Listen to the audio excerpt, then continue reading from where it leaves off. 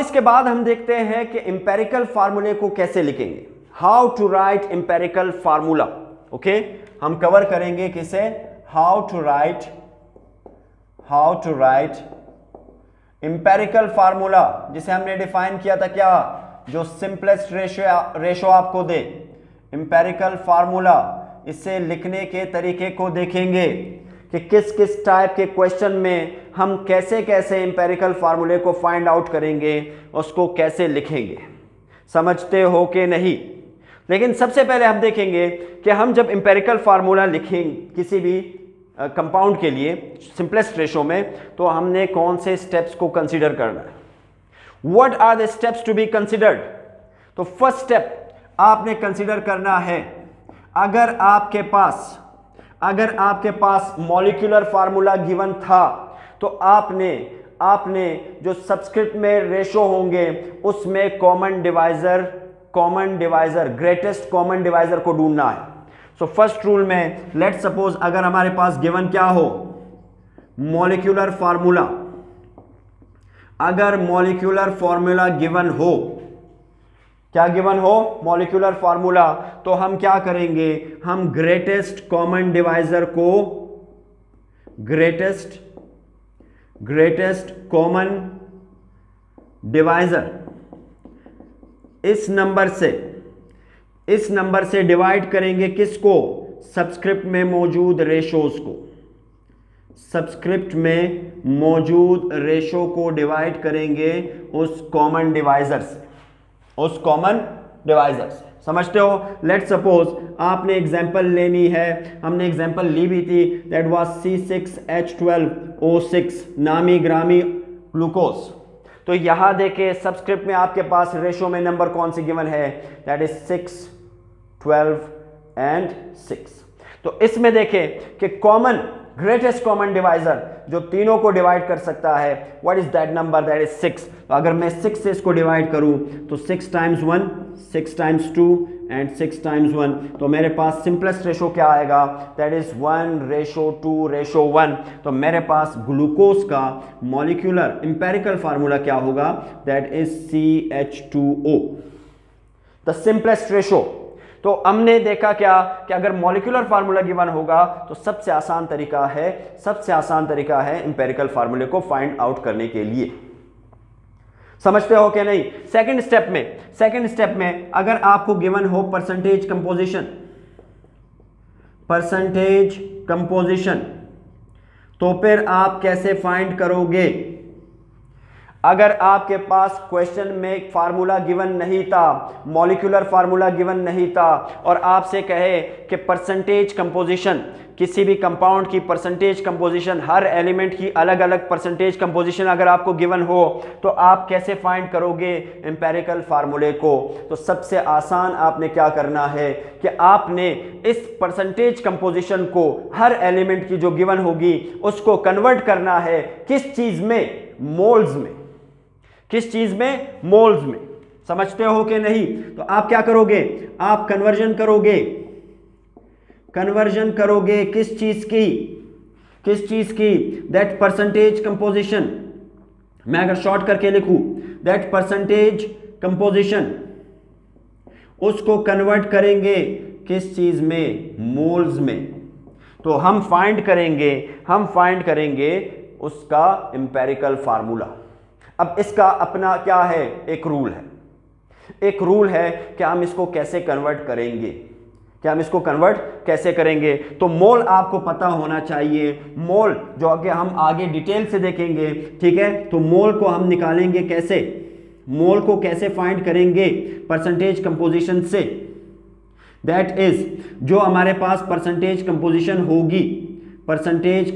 होगी, आप खुद कंप्लीट कर लें, उसको डिवाइड करेंगे किस चीज से, मोलर मास से, molar mass of that element. तो मेरे पास मोल्स आ जाएगा, उस नंबर के मोल्स आएंगे। अब मेरे पास जितने कंपाउंड होंगे, उस कंपाउंड में जितने एलिमेंट्स होंगे, सबके लिए हम क्या करेंगे, उसकी परसेंटेज कंपोजिशन को चेंज करेंगे किस चीज में, मोल्स में। फिर हम देखेंगे कि उनमें जिसका हमने सब जो सारे हमारे पास आए, चाहे 2 हो, 3 हो, 4 हो, सब में हम देखेंगे कि जो सबसे सिंपलेस्ट आंसर था, सबसे सिंपलेस्ट आंसर जो हमारे पास आएगा उसे हम लेंगे बतौरे डिवाइजर। हम डिवाइड करेंगे, हम सीखेंगे एग्जाम्पल में अभी, हम डिवाइड करेंगे उस सिंपल नंबर से और फिर उसको कन्वर्ट करेंगे होल नंबर में और फिर हम वो नंबर उसके लिए लगाएंगे। भाई फिलहाल तो हवाई फायरिंग है, फिलहाल तो हवाई फायरिंग लग रही होगी, लेकिन जैसे ही लगाऊंगा बड़ा हलवा है, बड़ा हलवा है, बहुत आसान होगा। समझते हो कि नहीं? तो सिर्फ ये याद रखना है, फिलहाल सिर्फ ये याद रखें कि कन्वर्जन क्या से करेंगे कि परसेंटेज कंपोजिशन को चेंज करेंगे किस चीज में? मोल्स। समझते हो? नंबर 3, अगर आपके पास गिवन हो मास, अगर आपके पास गिवन हो mass of the elements, mass of the elements present in a compound, तो फिर क्या करेंगे? फिर इंपेरिकल फार्मूले को कैसे निकालेंगे? तो फिर भी यही तरीका है भाई, फिर भी क्या तरीका है? यही तरीका है कि आपने गिवन मास से फाइंड करना है मोल्स। गिवन मास से क्या फाइंड करोगे? मोल्स। तो आप क्या करोगे? यहां पे भी यही तरीका अपनाओगे कि मोल्स यूज करके जो गिवन मास होगा, मैं शॉर्ट फॉर्म में लिख रहा हूं GM, समझते हो कि नहीं? ठीक है, ये मेरे पास क्या होगा? GM, और मैं गिवन मास इसको डिवाइड करूंगा किस चीज से? मोलर मास से, molar mass of that element. तो मेरे पास आंसर क्या आएगा? मोल्स। और फिर यही तरीका बताऊंगा जो अभी मैंने यूज किया। हम इसका भी एक क्वेश्चन देखेंगे। समझते हो कि नहीं? क्लियर? और आपने नेक्स्ट स्टेप में क्या ख्याल रखना है? नेक्स्ट स्टेप में क्या ख्याल रखना है कि आपके पास कोई भी नंबर जो आप मोल्स में चेंज करोगे, आपने उसको डेसिमल में नहीं रखना, आपने सारे नंबरों को चेंज करना है किस चीज में? होल नंबर में। समझते हो कि नहीं? सो रूल क्या रखना है इसमें कि आप डेसिमल नहीं यूज करोगे, क्या यूज करोगे? That is whole numbers. Decimal use नहीं किया जाता किसी भी फार्मूले को, केमिकल फार्मूले को, इंपेरिकल फार्मूले को लिखने के लिए कि सबस्क्रिप्ट में आप क्या लिखो? Decimal number. आपने लिखना क्या है? Whole number. समझते हो कि नहीं? तो ये आपके पास इन चीज़ों का आपने ख्याल रखना है, कंसीडर करना है। तो ये पहला तो हमने कर लिया कि अगर हमारे पास क्या था? Molecular formula. अब देखते हैं कि अगर कोई क्वेश्चन हमें परसेंटेज कंपोजिशन दे रहा हो, हमें परसेंटेज कंपोजिशन दे रहा हो, तो हम उसका इंपेरिकल फार्मूला कैसे फाइंड करेंगे? So let's see. इस क्वेश्चन में देखें, इस क्वेश्चन में कार्बन की जो परसेंटेज आपके पास गिवन है, कार्बन की जो परसेंटेज गिवन है दैट इज 40%। कार्बन की परसेंटेज आपको क्या गिवन है? That is 40%। And what about that hydrogen? Hydrogen की परसेंटेज आपको गिवन है दैट इज 6.7%। That is 6.7%। और व्हाट अबाउट ऑक्सीजन? ऑक्सीजन की क्वेश्चन में परसेंटेज मौजूद है दैट इज 53.3%। 53.3%। तो हमने देखा कि सबसे पहले हम क्या करेंगे? इस परसेंटेज कंपोजिशन को चेंज करेंगे मोल्स में। क्या करेंगे? मोल्स में चेंज करेंगे। हमने फार्मूला देखा कि परसेंटेज कंपोजिशन में जो भी नंबर गिवन होगा उसको डिवाइड करेंगे उसके मोलर मास पे, उसको डिवाइड करेंगे उसके मोलर मास पे। तो in the case of carbon, अगर मैं इसे डिवाइड करना चाहूं तो ये 40, कार्बन का मोलर मास क्या है? That is 12। आप कैलकुलेटर का सहारा ले या वैसे डिवाइड करें तो आपके पास आंसर आएगा 3.3333। जितना 3 लगा सकते हो लगाओ। तो 3.33 मेरे पास क्या आया? इसका आंसर है। समझते हो कि नहीं? सेकंड, मेरे पास हाइड्रोजन की परसेंटेज कितनी है? 6.7। तो मैं इसके मोलर मास से इसको डिवाइड करूंगा तो 6.7, जो कि हाइड्रोजन का मोलर मास क्या है? 1। मेरे पास आंसर क्या आएगा? That is 6.7। समझते हो? In the same case oxygen के लिए करें तो 53.3% कंपोजिशन हमारे पास परसेंटेज कंपोजिशन है। इसे अगर मैं डिवाइड करूंगा 16 पे, 16 जो कि मोलर मास है किसका? ऑक्सीजन का, तो मेरे पास आंसर फिर रिपीट होगा दैट इज 3.333। अब इन तीनों में आप देखें कि आपके पास सबसे सिंपलेस्ट, सबसे छोटी वैल्यू, स्मॉलेस्ट वैल्यू कौन सी है? 3.33, 6.7, 3.33। तो हमें पता चला कि 3.33 दोनों केसेस में सबसे छोटी वैल्यू है, यानी हमारे पास सबसे छोटी वैल्यू आनी चाहिए।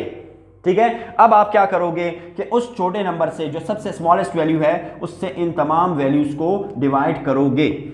रूल आप क्या करोगे डिवीजन का, आप 3.33 को डिवाइड करें 3.33 पे, सेम रेशो है, आंसर क्या आएगा आपके पास 1। समझते हो कि नहीं, क्या आंसर आएगा आपके पास 1। तो अगर मैं 3.33 से डिवाइड करूं अपने नेक्स्ट नंबर को दैट इज 6.7, इसे मैं डिवाइड करूं 3.33 से, तो मेरे पास आंसर क्या आएगा दैट इज 2। और यहां पे भी मेरे पास आंसर क्या आएगा दैट इज 3.33 को सेम नंबर से मैं अगर डिवाइड करूं तो मेरे पास आंसर क्या आएगा 1। तो हमने क्या किया, फर्स्ट हमने परसेंटेज कंपोजिशन को चेंज किया मोल्स में। किसमें चेंज किया, मोल्स में। फिर हमने मोल्स को देखा कि उसमें सबसे स्मॉलेस्ट वैल्यू किस मोल की है और उस स्मॉलेस्ट वैल्यू से तमाम मोल्स को हमने डिवाइड किया, तो हमारे पास रेशो कुछ बना ऐसे। अब इस कंपाउंड में जो कि क्वेश्चन में गिवन है, इसमें हमारे पास एलिमेंट्स मौजूद है कौन से, that is CHO, carbon hydrogen oxygen. तो पहले इन एलिमेंट्स को लिखे, carbon hydrogen oxygen, carbon hydrogen oxygen. अब यहां पे इनका रेशो, इनके रेशो को सबस्क्रिप्ट में लिखे। तो फर्स्ट मेरे पास कार्बन की वैल्यू दैट इज 1। खूबसूरती के लिए हम 1 नहीं लिखेंगे, कार्बन से हम 1 क्या करेंगे हटा लेंगे। और हाइड्रोजन के लिए क्या लिखेंगे दैट इज 2। और ऑक्सीजन के लिए भी खूबसूरती के लिए हम 1 नहीं लिखेंगे। आप अगर खूबसूरती नहीं देना चाहते हो तो लिख लो, समझते हो। तो अगर हमारे पास परसेंटेज कंपोजिशन में क्वेश्चन गिवन था तो उसे हम सॉल्व करेंगे कुछ इस तरह से, समझते हो कि नहीं। अब जंप करेंगे कि अगर हमारे पास मास गिवन हो, मास, तो उसके क्वेश्चन को कैसे सॉल्व किया जाएगा। अब देखेंगे कि अगर मास गिवन हो, किसी भी कंपाउंड में मौजूद एलिमेंट्स, किसी भी कंपाउंड में मौजूद एलिमेंट्स का मास हमें गिवन हो, तो उसका एम्पिरिकल फार्मूला कैसे बनाएंगे, उसका एम्पिरिकल फार्मूला कैसे बनाएंगे। तो जो क्वेश्चन आपने पढ़ा उसमें आपके पास जो एलिमेंट्स मौजूद है, एलिमेंट्स क्या है आपके पास, carbon hydrogen and oxygen. Carbon का ऑक्सीजन, कार्बन का आपके पास मास कितना गिवन है, that given mass is 4.8 gram. और आपके पास हाइड्रोजन के लिए क्या है, दैट इज 1.6 ग्राम। और ऑक्सीजन का क्या गिवन है, दैट इज आपके पास 6.4 ग्राम, 6.4 ग्राम। तो मेरे पास है 4.8 ग्राम, 1.6 ग्राम और 6.4 ग्राम। तो हम इसका एम्पिरिकल फार्मूला कैसे फाइंड करेंगे, वही तरीका करेंगे जो हमने यूज किया किस चीज के लिए, परसेंटेज कंपोजिशन के लिए। हम इस गिवन मास को चेंज करेंगे मोल में, क्या करेंगे, इसको इसके मोलर मास पे डिवाइड करेंगे। तो हम लेंगे कार्बन के लिए 4.8 ग्राम, हम इसका मोलर मास लेंगे। तो मोलर मास मेरे पास क्या है इसका, दैट इज 12। तो आपके पास आंसर क्या आएगा, दैट इज 0.4। कैलकुलेटर की मदद से आपके पास आंसर क्या आएगा, दैट इज 0.4। हाइड्रोजन का मोलर मास आपके पास 1 है, तो अगर मैं इसे डिवाइड करूं मेरे पास आंसर क्या आएगा, दैट इज 1.6। और यही काम अगर मैं करूं ऑक्सीजन के लिए, तो ऑक्सीजन के लिए मेरे पास क्या होगा 6.4। जब मैं डिवाइड करूंगा इसके मोलर मास पे, दैट इज व्हाट 16। तो मेरे पास आंसर क्या आएगा, अगेन दैट इज 0.4। तो आपके पास मोल्स क्या है, फर्स्ट मोल आपके पास आया दैट इज 0.4, सेकंड मोल आपके पास आया 1.6 एंड थर्ड मोल आपके पास क्या आया 0.4। आती है बात समझ। अब आपने डिसाइड करना है कि ये जो 3 मोल्स आपके पास आए इसमें सबसे स्मॉलेस्ट वैल्यू कौन सी है, दैट इज 0.4। तो इस स्मॉलेस्ट वैल्यू से इन मोल्स को आप डिवाइड करें, इसका रेशो निकालें, समझते हो कि नहीं। तो हम 0.4 के लिए जब इसका रेशो निकालेंगे, 0.4 divided by smallest value that is 0.4, तो आंसर क्या आएगा 1। तो इस कंपाउंड में कार्बन का रेशो क्या होगा 1, जिसका एम्पिरिकल फार्मूला अभी हम लिखेंगे। और अगर मैं 1.6 का रेशो लूं स्मॉलेस्ट नंबर से 0.4, तो मेरे पास आंसर क्या आएगा, दैट इज 4। तो हाइड्रोजन की हमारे पास रेशो की वैल्यू क्या होगी इस कंपाउंड में, दैट इज 4। और अगर मैं यहां पे लूं ऑक्सीजन, क्योंकि इसकी वैल्यू भी सेम है, तो सेम रेशो का आंसर क्या आएगा आपके पास, दैट इज 1। यानी ऑक्सीजन भी किस नंबर के साथ, कितने एटम्स उसके शामिल हैं 1, एम्पिरिकल फार्मूले। तो अब आप लिखे कि इस कंपाउंड में कौन कौन से एलिमेंट मौजूद है, that is CHO। Carbon, hydrogen, oxygen और सबस्क्रिप्ट में इसकी वैल्यू लिखे। कार्बन की वैल्यू 1 जो कि खूबसूरती के लिए हम नहीं लिखते। हाइड्रोजन का आंसर क्या है, दैट इज 4 और ऑक्सीजन की वैल्यू क्या आ गई, दैट इज 1। और क्या इस फार्मूले को आपने ऐसे नहीं लिखा CH3OH जिसे आप क्या कहते हो, मेथनॉल। समझते हो कि नहीं? तो इस तरीके से हम निकाल सकते हैं इसका एम्पेरिकल फार्मूला। जो आपका क्वेश्चन है कंबस्शन, अगर कंबस्शन हो रही है तो हम प्रोडक्ट का empirical formula with that given मास कैसे फाइंड करेंगे, विद दैट गिवन मास हम कैसे फाइंड करेंगे। तो आप देखें जरा कि आपके पास कार्बन डाइऑक्साइड कितना ग्राम दिया है, दैट इज 33 ग्राम। कितना प्रोड्यूस हो रहा है दैट कंबस्शन प्रोसेस में, कार्बन डाइऑक्साइड 33%, 33 ग्राम। और आपके पास H2O that is 13.5 gram. Question में कितना गिवन है, 13.5, 33 ग्राम एंड 13.5। तो सबसे पहले आप वही तरीका यूज करोगे, आप कार्बन डाइऑक्साइड का मोलर मास फाइंड करोगे, डिवाइड करोगे ताकि आप इसको कन्वर्ट करो किस चीज में, मोल में। तरीका वही है, एक छोटी सी चेंजिंग है। वो चेंजिंग क्या है, तो सबसे पहले मैं इस 33 ग्राम को चेंज करूंगा किस चीज में, molar mass of carbon dioxide that is what, that is 44 ग्राम पर मोल। तो मेरे पास आंसर क्या आएगा, that is 0.75, that is 0.75 moles, that is 0.75 moles. इसी तरह अगर 13.5 ग्राम, यहां मैं चेंजिंग बताऊंगा कि चेंजिंग क्या है। ये 13.5 ग्राम जो आपको गिवन है, अगर आप इसको चेंज करोगे किस चीज से, that is molar mass of water, that is 18। लेकिन जब ये कंबस्टन का प्रोसेस देखोगे तो आपके पास हाइड्रोजन के वाटर के कितने मोल्स आपको मिलेंगे, दैट इज 2। अगर मैं इसके लिए रिएक्शन लिखूं, दैट इज आपके पास CH4 और मैं इसकी कंबस्टन कर रहा हूं तो मेरे पास प्रोड्यूस क्या होगा, that is CO2 plus H2O। तो अगर आप इसके लिए स्टोइकोमेट्रिक कोएफिशिएंट्स लगाएं तो यहां आपको क्या लगाना पड़ेगा, दैट इज 2। तो मेरे पास वाटर के कितने मोल्स मिल रहे हैं, दैट इज 2 मोल्स। तो इसलिए मैं इस 13.5 का क्या करूंगा, इसको 2 से मल्टीप्लाई करूंगा क्योंकि मुझे रिएक्शन में कितने मोल्स मिल रहे हैं, 2 मोल्स मिल रहे हैं। समझते हो कि नहीं? तो यहां आपके पास आंसर क्या आएगा, दैट इज 1.5।